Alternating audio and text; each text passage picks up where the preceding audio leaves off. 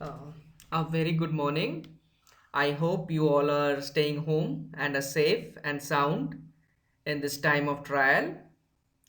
With that positive thought, let's begin our academic session today with the topic of Japanese encephalitis and acute encephalitis syndrome.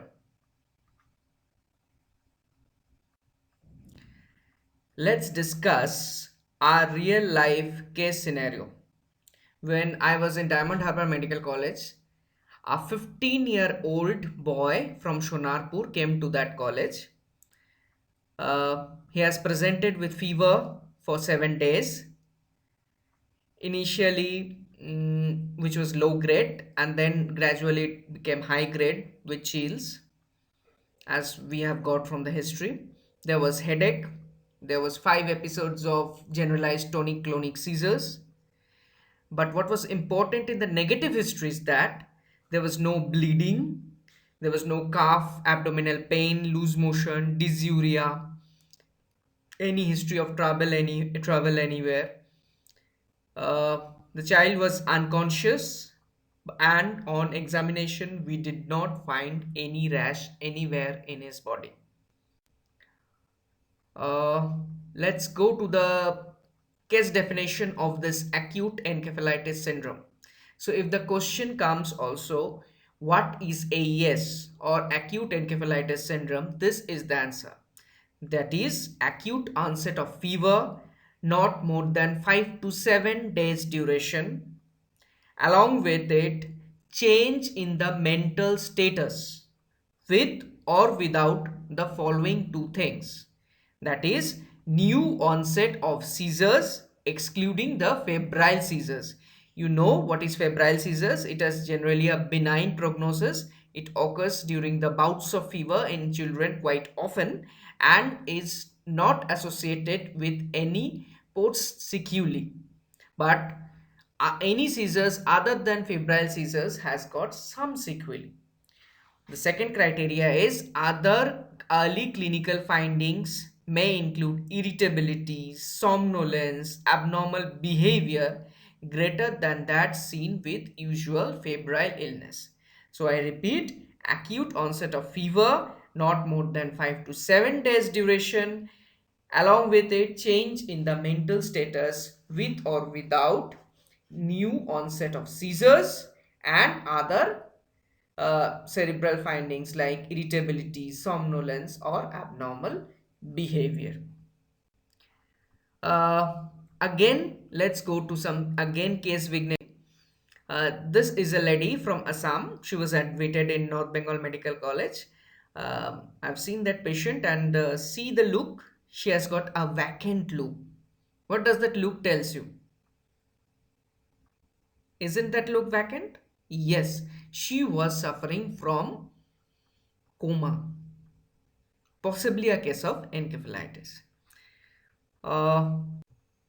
Uh, you can all appreciate about a hypodense lesion in this classical case. The hypodense lesion is symmetrical, both side it is present, and mostly the thalamic area is involved. So this is a symmetrical hypodense lesion, bilateral in the thalamic area. This is one of the classical findings you will get in a patient of acute encephalitis syndrome if the etiology is of Japanese encephalitis. I will be going to this in the laboratory section or the diagnostic section further. Uh, Next comes the case classification of Japanese encephalitis. Japanese encephalitis is one of the major reason of acute encephalitis syndrome. There are several other reasons. I'll be discussing that shortly. Probable case. A probable case is a suspected case in close geographical and temporal relationship to a laboratory confirmed case of AES or JE in an outbreak. Because mostly for each clinical cases, we get several subclinical cases of AES and JE. So there is chances of clustering of cases in and around the same locality. So once you get a case of fever along with an altered sensorium, with mental and changes in coming from a locality where there are already patients of Japanese encephalitis, you can surely will stamp the case as Japanese encephalitis. Or you can suspect acute encephalitis syndrome due to other agents which are non-JE entities of acute encephalitis, or something unknown agent, that also because the causative agent is not being diagnosed so far, so indeterminate test results are there, so that can also be diagnosed. But the probable case is a suspected case in close geographical and temporal relationship to a laboratory confirmed case of JE or AES in an outbreak. Now, what do you mean by a laboratory confirmed case?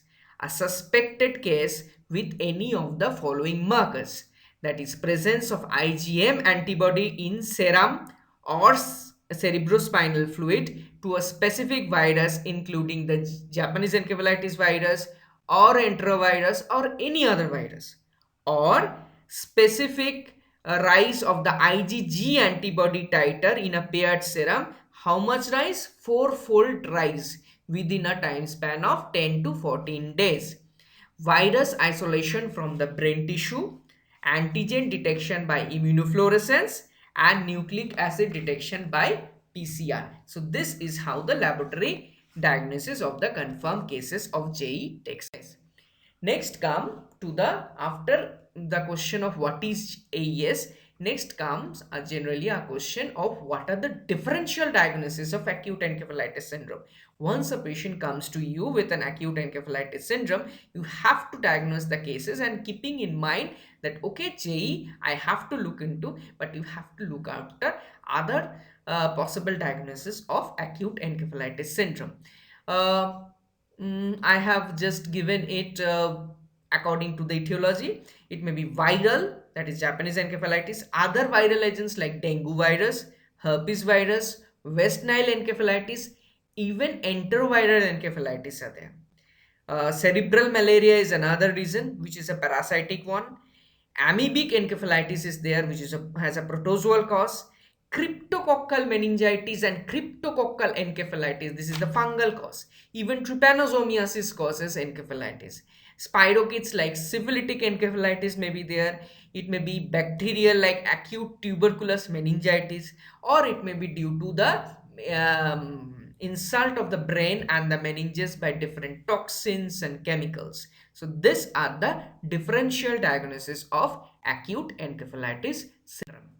Next is how, why as public health specialist or you as a students of community medicine should be interested in the topic of Japanese B encephalitis, because of the fact that there is some problem and in India, our own country.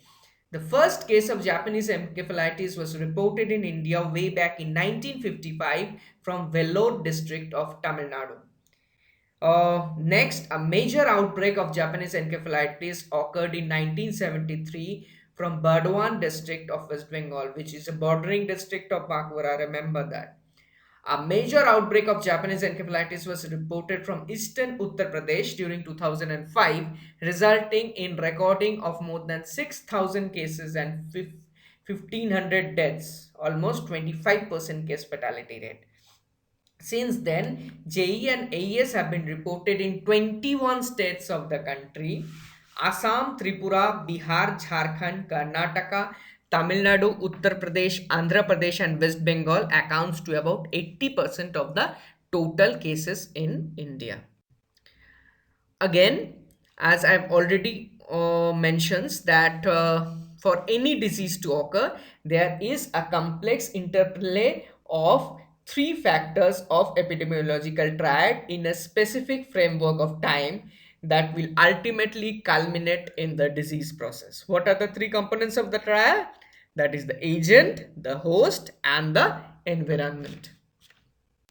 Coming to the agent, agent is it is due to a viral disease. It is due to a arbovirus, that is group B arbovirus, which belongs to the family of Flaviviridae. Viruses of vertebrates transmitted by hematophagous insect vectors. Specific characteristics are ability to multiply in the arthropods, more numerous in the tropical climate than in the temperate climates. These viruses thrive. Vector transmission mostly by mosquito and Culex vishnoi group are the principal vectors for transmission of this virus.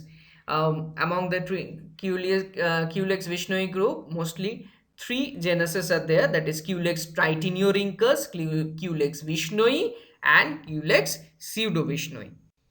The breeding places of this mosquito are irrigated rice fields, shallow ditches, and pools of water, specifically clogged drains, dirty water. These are very good uh, places for Culex mosquito to propagate and spend their lifestyle.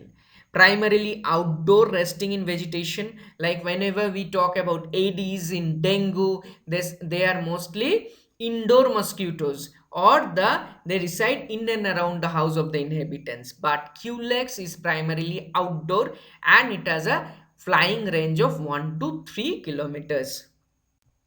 Host is the natural host, reservoir of the infection are pond herons or the android birds or the migratory birds. Pigs are known as the amplifier host of Japanese encephalitis virus, and the dead end host or the accidental host are human beings. Environment specific vectors for different geographical and ecological areas. As we all know that there are subgenuses, three subgenuses, Tritineorhynchus, Vishnoi, and Pseudovishnoi of Culex. Again, immune status of various population groups, whether they are previously infected, whether they have some immunity against the virus, or they have been vaccinated. That means by active or the passive means they got their immunity power. That is to be taken thought of. Increased rainfall, piggeries within 4 to 5 kilometers from the human dwellings. These are the factors of the environment, which is an integral part of the epidemiological triad.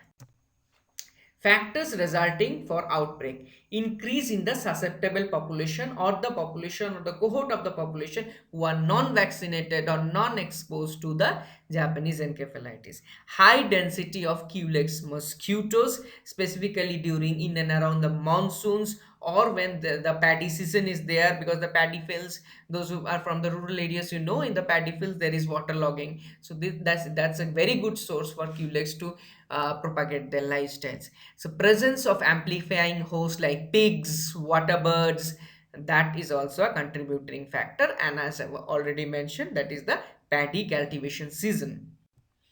Epidemiology. Japanese encephalitis is a mosquito-borne encephalitis caused by, so we are recapitulating this. Group A-B arbovirus, that is Flaviviridae, and transmitted by Culicin mosquitoes. Most vulnerable age group is between 1 to 5 years, followed by 5 to 10 years, which is followed by 10 to 15 years, in that order. But it has been seen that least JE infections occur in infants, that is 0 to 1 year. After 1 year, the vulnerability is the highest, and the lowest vulnerability is 0 to 1 year. So infants are somehow less vulnerable to this disease, maybe because they are mostly indoors, they do not know walking, so they don't go outside, and this Culex mosquito has a predilection of staying outdoors and biting outdoors. That may be a reason. But again, maternal antibodies may play some role. But again, these infants are more protected, but after 1 year the susceptibility to this infection is much higher. All the endemic state except Assam start reporting the JE cases from July onwards, attaining a peak in the post-monsoon season, that is September and October. In Assam, the cases starts appearing from February and attains a peak as it starts appearing early, so it reaches the peak early in the month of July. Due to circulation of enterovirus, particularly in the eastern Uttar Pradesh, AES cases are reported round the year. Remember, I have already told all AES are not due to JE. All JE causes AES, but all AES are not due to JE. This you remember it. Again, the life cycle. How the virus propagates. So I have already told that is the natural reservoir, or the maintenance host is the herons, pond herons or the android birds. Now the mosquito bites a bird and passes on the JE virus to them. Again, the mosquito again bites the infected birds and pick up the JE virus. So this is how the maintenance goes on. Next, the mosquito, the Culex mosquito, is biting the pigs, infected mosquito, and pass on the JE virus to the pigs. The pigs are acting as an amplifier host. Again, the mosquito is biting the pigs and the infected pigs and picking up the JE virus. Also, it has been seen that there is transovarial transmission, as from the your knowledge of epidemiology. If you remember way back in the epidemiology infection epidemiology classes, we have already told that it occurs in certain arthropods where the pathogens are transmitted from the parent arthropod to the offspring arthropod via this transovarial route, and this is known as the transovarial transmission. Uh, Another classic example apart from JE of transovarial transmission, if you remember, is that of rickettsy, which gets transmitted via this transovarial route in ticks, if you can remember. Again, so this is how the life cycle of the mosquito and the virus goes on, with the maintenance host and the amplifying host. Human beings, they get infected when the infected mosquito having the JE virus, they bites and infect a host animal, that is a human. But the human is unable to pass on the virus from one human to another human. Thereby, the human beings are the dead end host of the virus, because to and fro transmission is not there. There is only one way transmission for the virus, via the mosquitoes. Mosquito in India, the JE virus has been isolated from 17 different mosquito species in wild, but maximum isolation, as I have already told, is from Culex vishnoi group, that is Culex tritineurincus, Culex vishnoi, and Culex pseudovishnoi. Female mosquitoes get infected after feeding on a vertebrate host harboring the JE virus, and after 9 to 12 days of extrinsic incubation period, they are able to transmit the virus to the other host. Uh, Japanese encephalitis has a considerable number of subclinical cases, because this follow the phenomenon of iceberg phenomenon of the disease. The ratio of overt disease to inapparent infection varies somewhere between 1 is to 250 to 1 is to 1000. So for every case we see, there may be subclinical cases in the ratio of 1 is to 250 to 1 is to 1000. Thus, the cases of the Japanese encephalitis representing the only the tip of the iceberg compared to the large number of inapparent infections. Usually, the number of overt cases reported from each village is 1 or 2. Maybe the whole village is infected, but only the reported cases is 1 or 2. Pathogenesis of the disease. The virus initially propagates at the site of the vide and the regional lymph nodes. Subsequently, viremia occurs. There are inflammatory changes in the heart, lungs, liver, and the reticuloendothelial system. Most infections and the inflammations are cleared before the virus finally invades the central nervous system. When the virus infects the central nervous system, there is neurological invasion by the growth of the virus across the vascular endothelial cells through infection of olfactory neuroepithelium. It finally involves the thalamus, the basal ganglia, the brainstem, cerebellum, hippocampus, and the cerebral cortex. One portion is spared specifically in Japanese encephalitis, that is the temporal lobe of the brain. If there is involvement of the temporal lobe of the brain, if that you can see again a hypotensillation, asymmetric hypotensillation involving the temporal lobe of the brain, you can jolly well exclude Japanese encephalitis. The diagnosis is more in favor of herpes simplex encephalitis, because herpes simplex encephalitis, that is the pathognomonic sign of that, because in the CT or the MRI findings, you will get the asymmetric hypotension in the temporal lobe. In brain, you get areas of necrosis, microglial proliferations, and lymphocyte perivascular cuffing. This is the pathogenesis of Japanese encephalitis. Next is the symptoms. The incubation period of Japanese encephalitis is 5 to 15 days. Now, the symptoms is divided into three portions. The red mark is for the prodromal symptoms.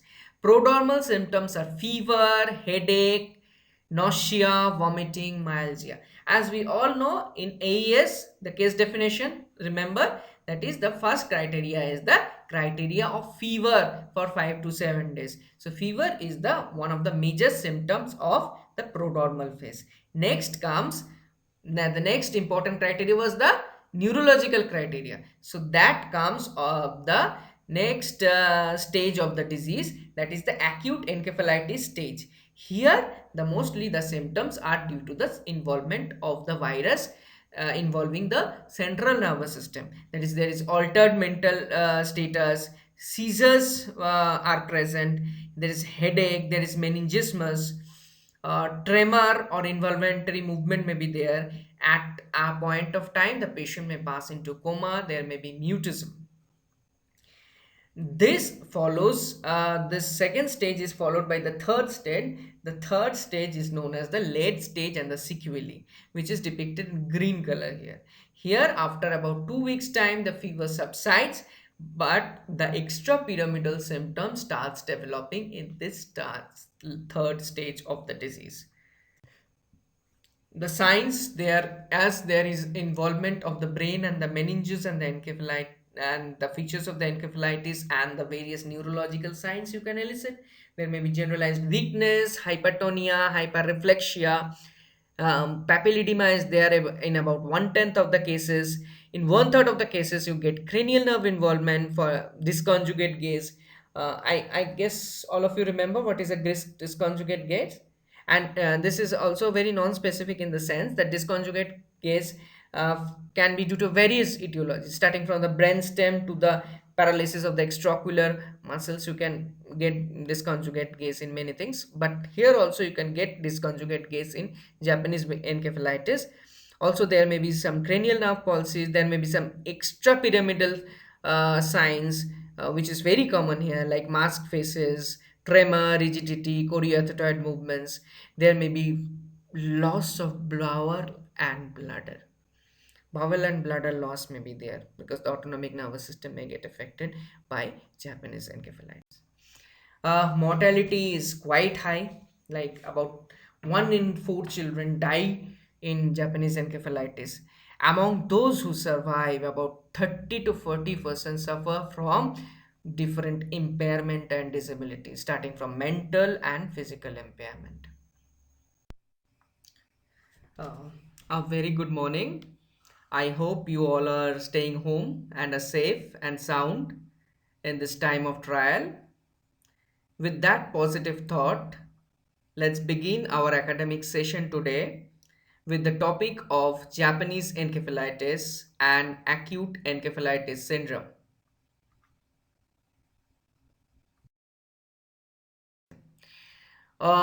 When the virus infects the central nervous system, there is neurological invasion by the growth of the virus across the vascular endothelial cells through infection of olfactory neuroepithelium. It finally involves the thalamus, the basal ganglia, the brainstem, cerebellum, hippocampus, and the cerebral cortex. One portion is spared specifically in Japanese encephalitis, that is the temporal lobe of the brain. If there is involvement of the temporal lobe of the brain, if that you can see again a hypotension, asymmetric hypotension involving the temporal lobe of the brain, you can jolly well exclude Japanese encephalitis. The diagnosis is more in favor of herpes simplex encephalitis, because herpes simplex encephalitis, that is the pathognomonic sign of that, because in the CT or the MRI findings you will get the asymmetric hypotension in the temporal lobe. In brain, you get areas of necrosis, microglial proliferations, and lymphocyte perivascular coughing.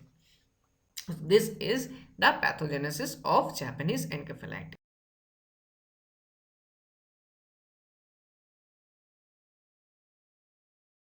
Go to the laboratory investigation. So what are the specimen we collect? We collect the serum and we collect the cerebrospinal fluid for the diagnosis of Japanese encephalitis.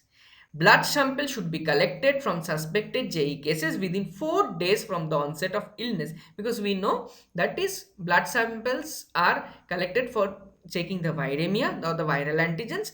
The viral antigens are there up to the within the 4 to 5 days of the illness, if we can remember the graph, for isolation of virus, and at least 5 days after the onset of illness for the detection of IgM antibodies, because IgM antibodies starts appearing from the 4th day of the illness. So it's better to collect after 5 days of the illness for IgM antibodies.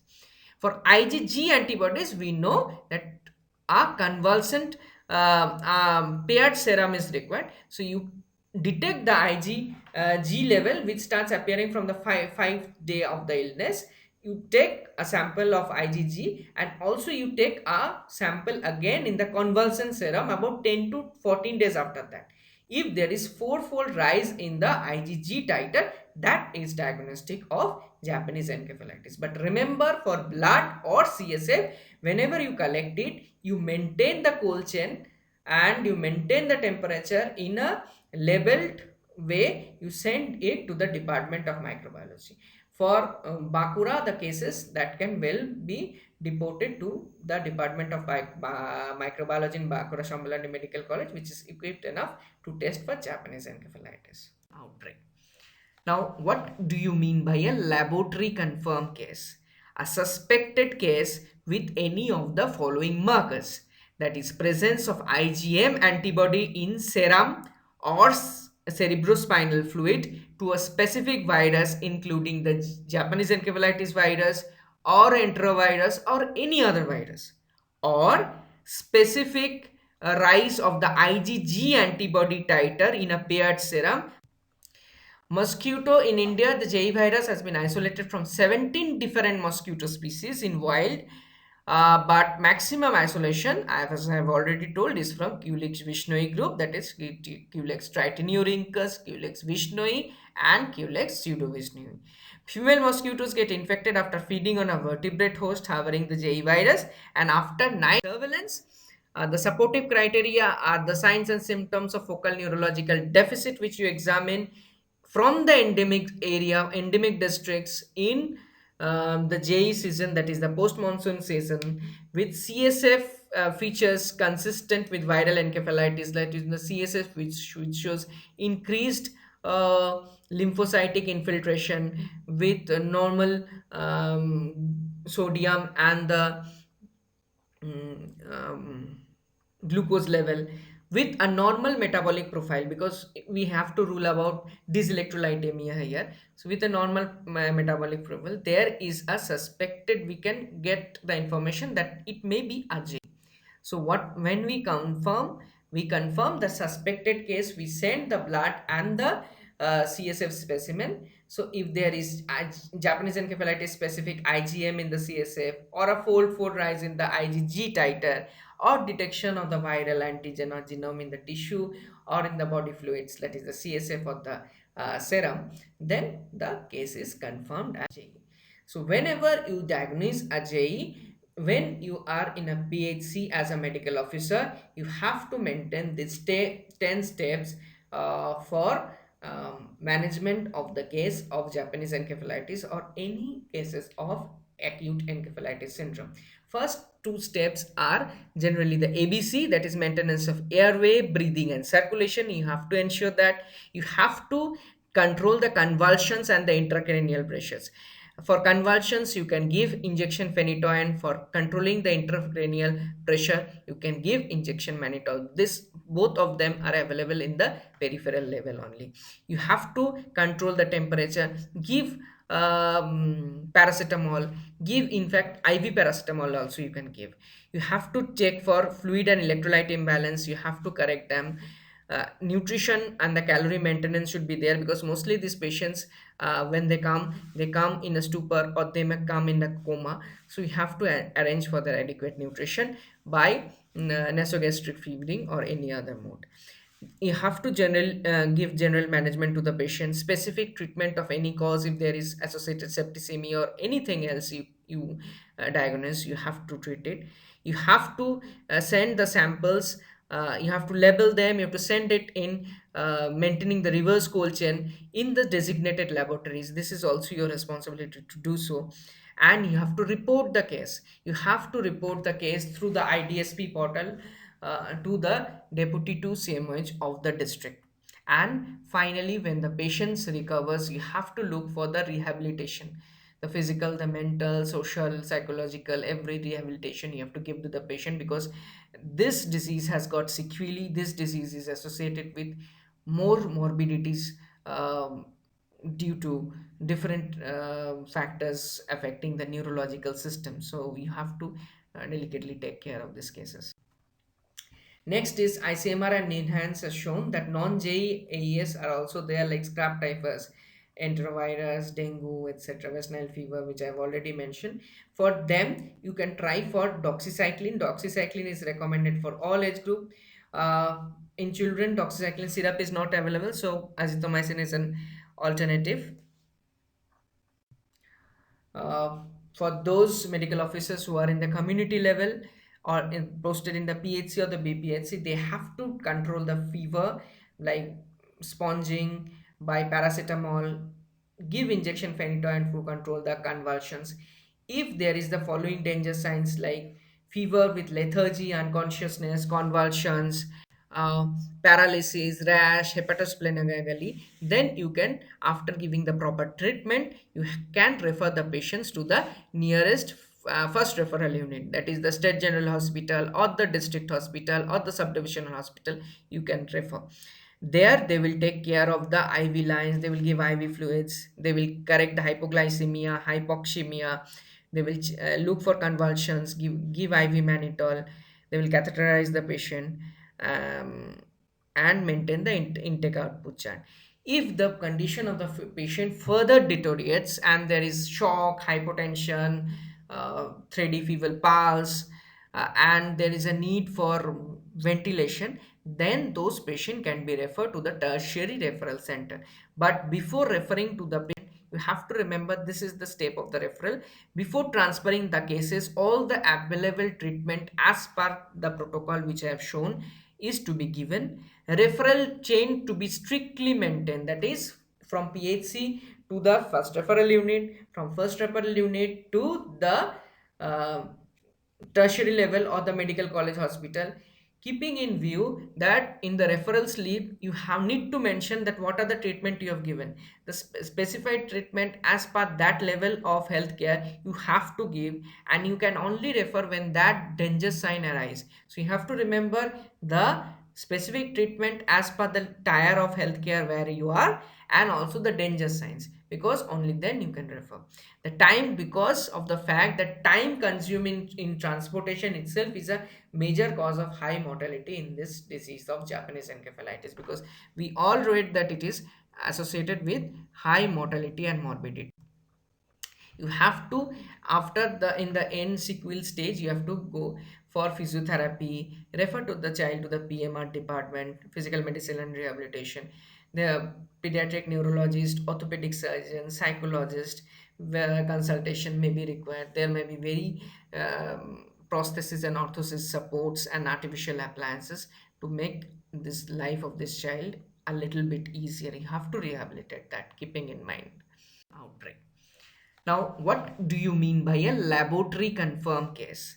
A suspected case with any of the following markers, that is presence of IgM antibody in serum or cerebrospinal fluid to a specific virus, including the Japanese encephalitis virus or enterovirus or any other virus, or specific rise of the IgG antibody titer in a paired serum. How much rise? Four-fold rise within a time span of 10 to 14 days. Virus isolation from the brain tissue antigen detection by immunofluorescence, and nucleic acid detection by PCR. So this is how the laboratory diagnosis of the confirmed cases of JE takes.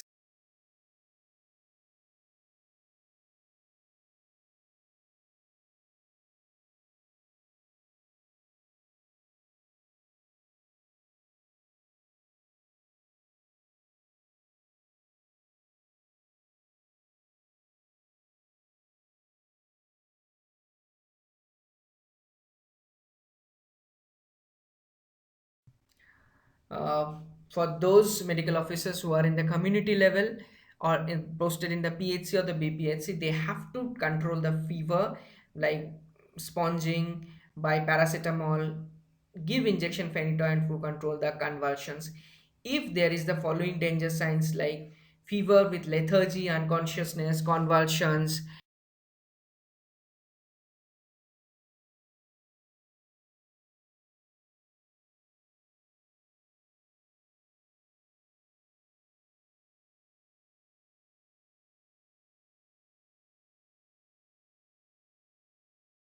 schedule.